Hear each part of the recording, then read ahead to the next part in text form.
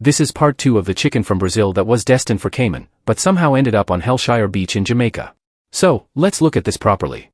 Cayman is Jamaica's closest neighbor, right? But in which direction is Cayman to Jamaica?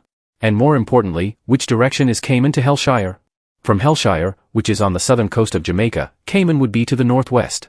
So if you were standing on Hellshire Beach facing the sea, which opened south toward the Caribbean, Cayman would be behind you and slightly to the right, overland and across the sea.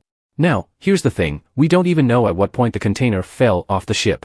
And the October 24, 2024 packaging date that the government mentioned? That just seems like a convenient cover-up.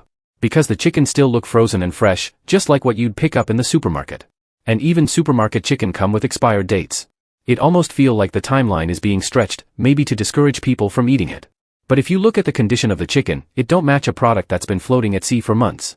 Something not adding up. Now, let's talk about the route. If the container was really drifting from Brazil to Cayman, and we follow the Caribbean current patterns and weather systems, then Hellshire becomes a serious red flag.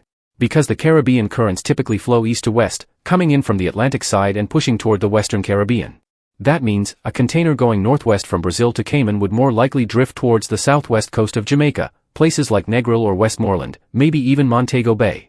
And if it went a little more eastward, you'd expect it to turn up around Port Antonio or Ocho Rios, somewhere along the northern coast, not the south coast, and certainly not Hellshire.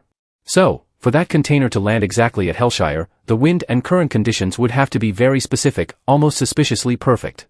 That's why it really feels like it wasn't drifting, but dropped there.